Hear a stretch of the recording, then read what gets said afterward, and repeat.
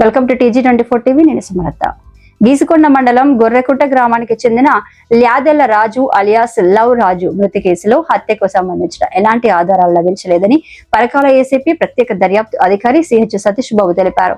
Postmortem, FSL నివేదికలు, హిస్టోపథాలజీ పరీక్షలు, CCTV ఫుటేజీలు, call data, సాక్షుల వాంగ్మూలాలు తదితర అన్ని కోణాల విచారణ జరిగినట్లు వెల్లడించారు. శాస్త్రీయ ఆధారాలు, వైద్య నిపుణుల నివేదికల ప్రకారం లవ్ రాజు సడన్ కార్డియాక్ అరెస్టుతోనే మృతి చెందాడు.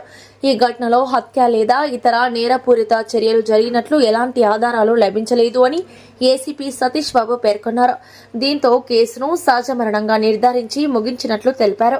ఈ యొక్క ప్రెస్ మీట్ లో Mamunuru ACP Venkateswarlu, Geesukonda CI D Visweswar, ఎస్ఐలు కుమార్, అనిల్ మరియు గీసుకొండ MRO MD రియాజుద్దీన్ పాల్గొన్నారు. కేసు ఫైనలైజ్ అయినప్పుడు అది ఆల్ ప్రూఫ్ ఉంటుంది. ఎక్కడైనా ఇన్వెస్టిగేషన్ ల్యాబ్సెస్ ఉంటే కూడా మెమోస్ ఇస్తారు, చార్జ్ మెమోస్ ఇస్తారు. ప్రాపర్గా కరెక్షనల్ చేసడానికి అన్ని లెవెల్స్లో ఆ ప్రాక్టీస్ నడుస్తూ ఉన్నది. ఈ కేసులో కూడా లోకల్గా ఉన్నటువంటి SI గారు కానీ CI గారు కానీ వీళ్ళంతా చేసిన తర్వాత కూడా దరఖాస్తుదారులు ఎవరైతే ఉన్నారో ఇందులోపల ఈ క్రైమ్లో దరఖాస్తుదారులు ఎవరైతే ఉన్నారో వాళ్ళు కొన్ని క్వరీస్ రైజ్ చేసారు, కొన్ని వాళ్ళ డౌట్స్ రైజ్ చేసారు. నేచురల్గా వాళ్ళకు ఉన్నటువంటి నాలెడ్జ్ మేరకు, వాళ్ళకు కనిపించినటువంటి పరిస్థితుల మేరకు వాళ్ళు కొన్ని డౌట్స్ వ్యక్తపరచడం జరిగింది. వ్యక్తపరిచి ఆ సందర్భం లోపల వాళ్ళకు అనుమానం ఉంది కాబట్టి దాన్ని నివృత్తి చేయడానికి ఏం చేశారంటే ఇక్కడ ఉన్నటువంటి ఆఫీసర్స్ బయాస్డ్గా ఏమైనా చేసి ఉండడానికి ఇన్ఫ్లుయెన్స్ అవ్వడానికి అవకాశం ఉంటుంది అంటే అటువంటిది ఏది లేదు అని అయినప్పటికీ కూడా వాళ్ళ సాటిస్ఫాక్షన్ కోసము దరఖాస్తుదారు ఏం అనుమాన పడకుండా ఉండాలి, ఒక ట్రాన్స్పరెంట్గా ఇన్వెస్టిగేషన్ ఉండాలని చెప్పేసి పక్క డివిజన్లో ఉన్నటువంటి నేను పరకాల ఏసీపీగా పనిచేస్తున్నా నాకు ఇవ్వడం జరిగింది. ఈ కేసును పరిశీలించి ఫైనలైజ్ చేయమని చెప్పేసి నా చేతికి వచ్చేసరికి ఫైలు ఆల్మోస్ట్ కంప్లీట్ అయిన స్టేజ్లో ఉంది. ఇంకా కొన్ని రిపోర్ట్స్ అన్నీ కూడా ఫైనల్ రిపోర్ట్స్ రావాల్సి ఉండింది. ఆ తర్వాత నాకు ఎప్పుడైతే ఫైల్ వచ్చిందో నేను ఇంతవరకు చేసినటువంటి ఇన్వెస్టిగేషన్ అంతా కూడా అందరినీ మళ్ళీ విచారణ చేయడం జరిగింది, అంతా పునఃసమీక్షించడం జరిగింది. దాంట్లో ఉన్నటువంటి విట్నెస్లు అందరినీ కూడా మళ్ళీ ఎగ్జామిన్ చేయడం జరిగింది. ఈ బాధిత విక్టిమ్ వాళ్ళ బాధితుని వాళ్ళ ఫ్యామిలీకి సంబంధించినటువంటి వాళ్ళతో కూడా 1-2 సార్లు మాట్లాడడం జరిగింది. వాళ్ళ అనుమానాలు ఏమున్నాయి అనేది తెలుసుకోవడం జరిగింది. వాటిని నివృత్తి చేయడానికి మా దగ్గర ఉన్నటువంటి ఎవిడెన్స్ ఏంటిది, సైంటిఫిక్ ఎవిడెన్స్ ఏంటి, లేకుంటే విట్నెస్ లెవెల్ ఉన్నారని చెప్పేసి మేము ఒకసారి వేరీ చేసుకున్నాము. ఈ ఫైల్ని దాదాపు ఒక 5-6 సార్లు DCP గారు రివ్యూ చేసిన ఫైల్ మొత్తం CP గారు పర్సనల్గా ఈ ఫైల్ని 2-3 టైమ్స్ రివ్యూ చేసిండు, సజెషన్స్ ఇచ్చిండు, గైడెన్స్ ఇచ్చిండు. ఇంకేమేమి చేయొచ్చు ఇందులో ఫేర్గా ఉండాలన్నట్టు కూడా అది కూడా చేయడం జరిగింది. నేను ఇన్వెస్టిగేషన్ తీసుకున్న తర్వాత అందరితో మాట్లాడిన తర్వాత అన్ని ఫిజికల్గా కూడా నేను విజిట్ చేయడం జరిగింది. అన్ని కోణాల్లో నుంచి దర్యాప్తు చేసిన తర్వాత మేము సైంటిఫిక్ ఎవిడెన్స్ ఏదైతే ఉందో దాని మీద ఆధారపడి హిస్టోపాథాలజీ రిపోర్ట్ తీసుకున్నాం. స్టేట్ FSL నుంచి FSL రిపోర్ట్స్ తీసుకున్నాము. అట్లాగే దీని లోపల డాక్టర్కు మళ్ళీ ఒక క్వశ్చన్ వేసేసి దరఖాస్తుదారులు ఎవరైతే ఉన్నారో వాళ్ళకి ఈ రకమైనటువంటి అనుమానాలు వచ్చినాయి, బాడీ మీద చేంజెస్ ఉన్నాయి, గాయాలు కనబడుతున్నట్టు అనిపించినాయి, రక్త గాయాలు కనపడ్డాయి అనేటువంటి కొన్ని డౌట్లు వచ్చినాయి వాళ్ళకి.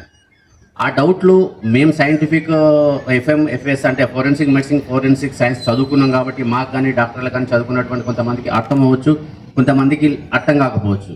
కాబట్టి ఇట్లాంటి అనుమానాలు ఉన్నాయని చెప్పేసి కూడా CP గారు ఏం చెప్పారంటే వాళ్ళు అడిగినటువంటి డౌట్లు ఏదైతే ఉన్నాయో వాటిని కూడా నివృత్తి చేసుకొని మళ్ళీ ఒక క్వశ్చన్ వేయండి మెడికల్ ఆఫీసర్స్, KMC వాళ్ళకి, ఫోరెన్సిక్ వాళ్ళకి వేసిన తర్వాత వీళ్ళు ఏవైతే డౌట్స్ రేజ్ చేసినారో ఆ డౌట్స్కు సంబంధించినటువంటి క్వశ్చన్తో మళ్ళీ ఒక క్వశ్చన్ వేసినాం. అంటే మళ్ళీ ఒక లెటర్ పెట్టినాం. మేము పెట్టిన తర్వాత వాళ్ళు పర్ఫెక్ట్గా అంటే FSL వాళ్ళు ఇచ్చినది కూడా, అట్లాగే మెడికల్ ఆఫీసర్ వాళ్ళు ఇచ్చినది, అంటే ఫోరెన్సిక్ అసిస్టెంట్ ప్రొఫెసర్ వాళ్ళు ఇచ్చినది కూడా మళ్ళీ పర్ఫెక్ట్గా ప్రతి కౌంటర్ చేస్తూ వాళ్ళు ఇచ్చినటువంటి అనుమానాలు ఏవైతే చెప్పారో అవన్నిటిని కూడా నివృత్తి చేస్తూ మళ్ళీ ఫైనల్గా ఇంకొక రిపోర్ట్ ఇవ్వడం జరిగింది, ఫైనల్ రిపోర్ట్ ఇవ్వడం జరిగింది.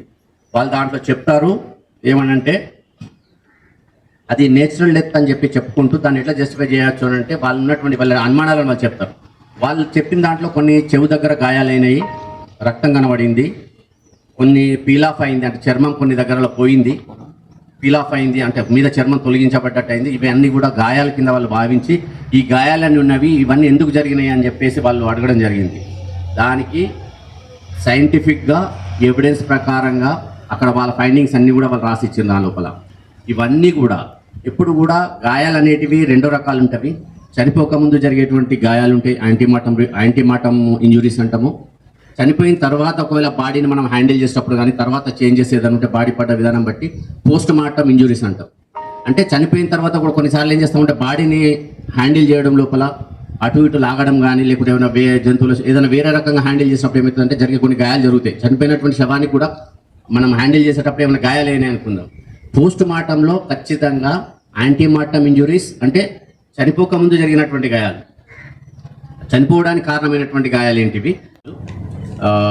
క్రైమ్ నెంబర్ మీ అందరికి తెలుసు 337 ప్లస్ మీకు దాంట్లో ఇచ్చడం జరిగింది. అట్లాగే అంటే ఈ దీంట్లో ఇంకొక విషయం ఏంటంటే చనిపోయిన తర్వాత ఉన్న పోస్ట్ మార్టం టైం వరకు చాలా అంటే బాడీ మాకు దొరికినప్పటి వరకు ఉన్నటువంటి డ్యూరేషన్ ఏదైతే ఉందో అది చేంజెస్ జరగడానికి సరిపోనికి టైం ఉంది కాబట్టి ఆ చేంజెస్ వచ్చడానికి అవకాశం ఉన్నదని చెప్పేసి అనుకుంటున్నాము. ప్రతిదీ కూడా we are on the record. This is from police and thank you. Hi అండి, నేను మీ Satyasri. Please do subscribe TG24 TV.